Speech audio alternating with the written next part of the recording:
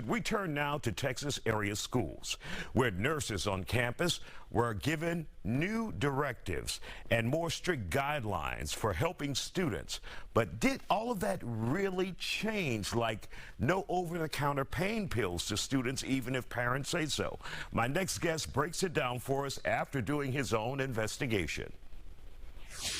And joining us now here on The Factor Uncensored, we have Dr. Danish Ali with Archpoint Pain Institute. Dr. Ali, there's some confusion out there with parents of students who attend school here in Texas on what the rules are when it comes to giving them over-the-counter medications and, of course, administering prescriptions that they may have there under the doctor's care. So we're hearing that they're no longer going to give kids pain pills like Advil at school.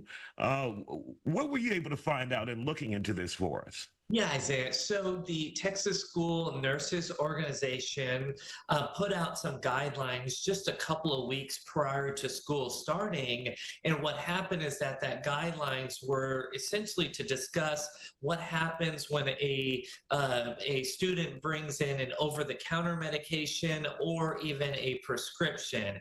And these guidelines made it a lot more stricter for the nurses to administer these medications, which created a lot more confusion. And so then shortly after school started, the Texas School Nurses Organization removed those guidelines and they took them off the website.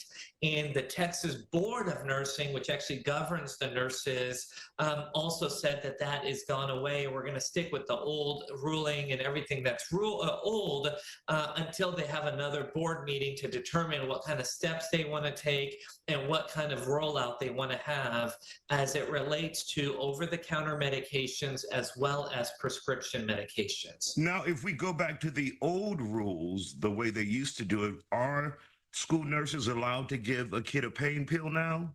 That's over the counter. Right. So we're not talking about just pain medications, Isaiah. We're talking about any sort of medications, right? So it may be diarrhea medications or allergy medications or stomach upset medications, etc. So this is for any of the medications. And the answer to your question is it depends on where in their schooling they're at. And so if they're in elementary school versus middle school or high school, this changes, okay? In elementary school, the actual nurses are administering the medications and the parents have to bring it to the nurses, and those elementary school folks are then, the nurses are administering the over-the-counter medications and also the prescription medications. But the students cannot bring it. The parents have to bring it. That's correct. Right. And again, I'm going to focus on, I specifically reached out to Klein ISD, which they got back with me very quick earlier. And so this is their guidelines. I don't have guidelines from other districts. So the caveat to everything we're discussing is talk to your own school and to your own district. If you just Google your district and their nurse's phone number, that comes up and it's readily available. Ask them what their rulings are specifically as it relates to over-the-counter medications and also prescriptions, okay? Having said that, Isaiah, what we know is that for medications and for folks that are in any schooling, the new guidelines that are saying that they do actually have to have a doctor's note or a filled out document by the parent that says, yes, my child needs this sort of prescription medication.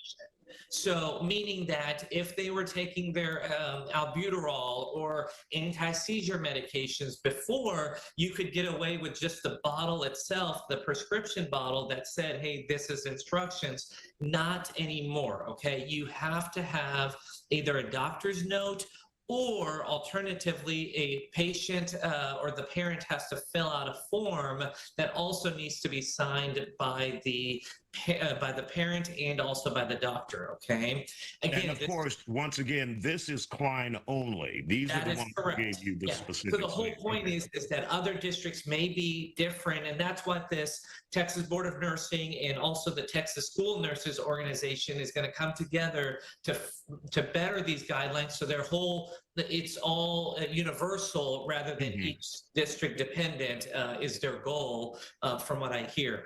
So having said that, again, the whole idea or the whole thought is that check in with your nurses, because the other thing is, Isaiah, they may have already given you via email or mail information about what their new rulings are, but that may not have come across to you, and so your child may not be getting those medications. So ask your nurses, make sure if they're on any prescription medications, for sure, Isaiah, that you're talking to their nurse to make sure that this child of yours is appropriately getting that medication administered to them.